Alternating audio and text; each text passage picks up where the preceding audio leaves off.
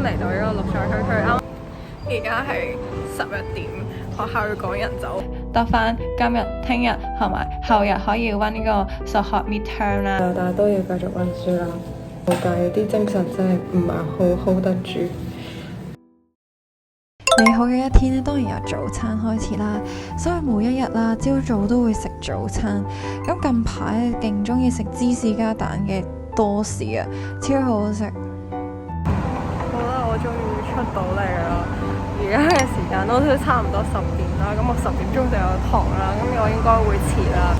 所以而家已經俾嗰個大學嘅生活已經摧殘咗，我個樣已經勁殘咯。咁而家咧就一齊去體驗下我嘅大學生活啦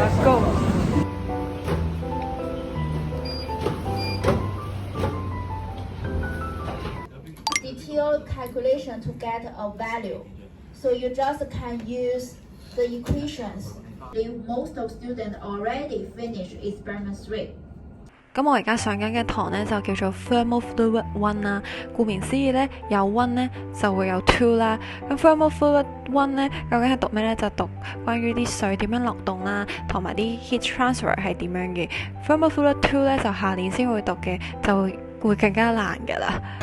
請取下以上大嘅餐點。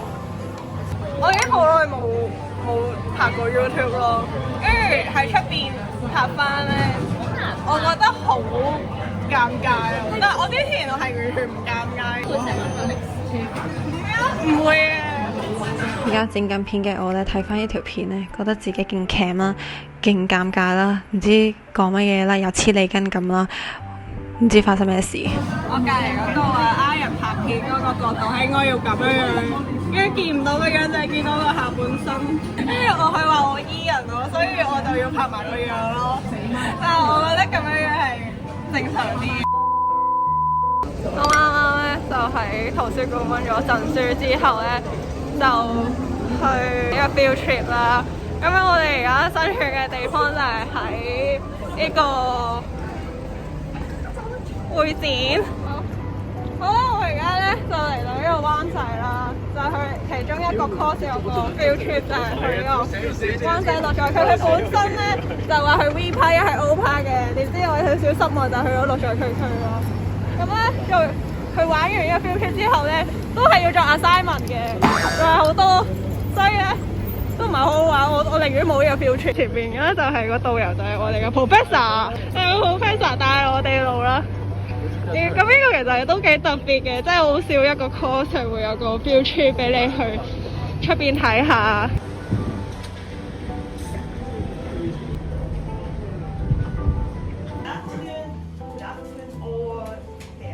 好啦，已經嚟到呢個綠在區區，啱啱聽完1個鐘頭嘅 talk 啦，呢度就咁樣，咁而家咧就講下咧，頭先去嗰個 field trip 有咩感覺咧？就係學唔到嘢咯，即係學嘅嘢好基本咯，即係話啊，將啲膠樽啊、個塑膠啊抌落去回收，跟住求其講下 building 嗰啲特別嘅 design， 跟住就講咗1個鐘，來回都要1個鐘。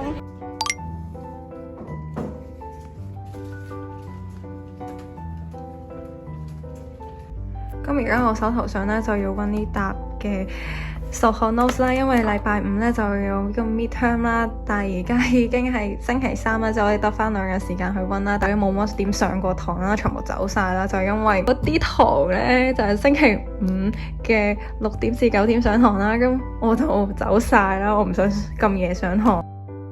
係啦，跟住之後咧，我嚟緊嘅要做嘅嘢咧就係我將佢寫晒落去呢個 calendar 度啦。咁咧今日係3號啦，咁咧得翻今日、聽日同埋後日可以溫呢個數學 midterm 啦。下個禮拜我又要交個 lab report 啦，又要交 assignment 啦，然後仲有個 quiz 喺星期5啦，跟住又要做呢個 report 啦，又要交 assignment 啦，個 software assignment 啦，全部有 presentation 啦，全部都係未做嘅，所以我都唔知點樣算，好多 deadline 要趕啦，同埋全部都好大 work 咯。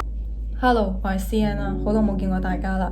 咁咧，點解我會想拍呢條片呢？就係因為我呢個 semester 實在係太忙啦，望到一個點咧，我係唔會想再嚟上面額頭嗰啲瘡瘡啦，同埋嗰啲眼袋啦，我已經長期唔夠瞓啦。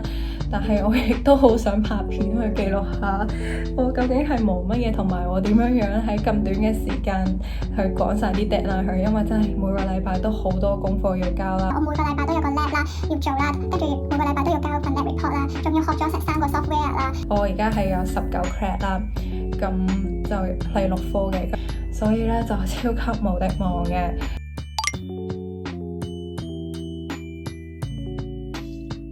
好啦，終於嚟到第2日啦，咁呢，我真係要最後衝刺，因為聽日呢就係 midterm 啦。咁呢個點解咁重要呢？就係佢計30% 係 midterm 啦，70% 係 exam 啦，所以係冇功課啦，但係就係一試定生死啦。我好多人都 fail 咗呢個 course 啦，以往，所以都有啲驚。Hello。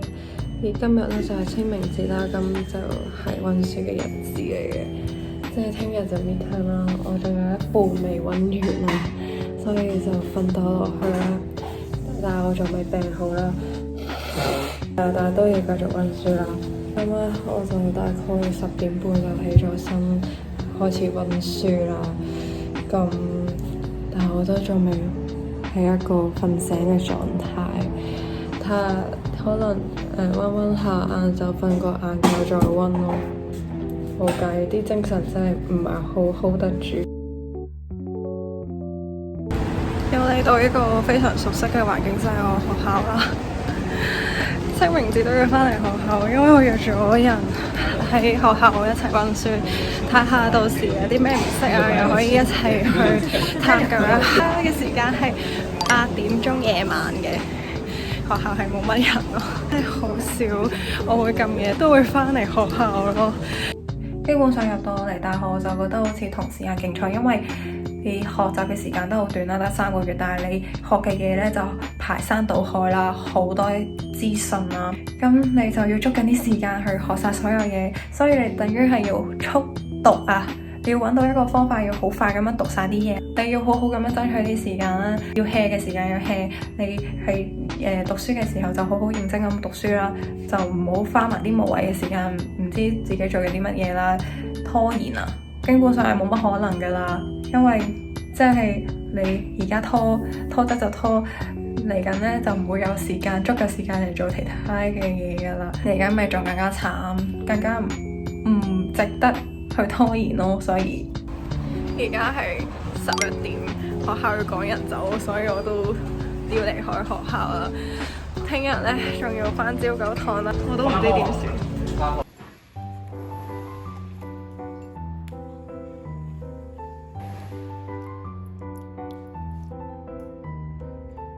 Hello， 今日就係考數學 midterm 嘅第1節啦，我仲有成1/3嘅 exercise 係未做過啦，所以都好大鑊啦，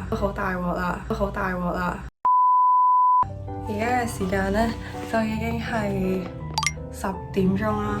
我朝9堂明明話琴晚話要上嘅呢，聽日呢仲要返朝9堂啦，我根本就冇上嘅，因為真係起唔到身啦，太攰之餘我唔想即係嘥咗幾個鐘頭時間嚟上堂，跟住就少咗時間嚟溫 midterm。我覺得 midterm 嗰個計分係重要過個 take attendance 嘅分啦，咁我就由佢啦，唔上啦。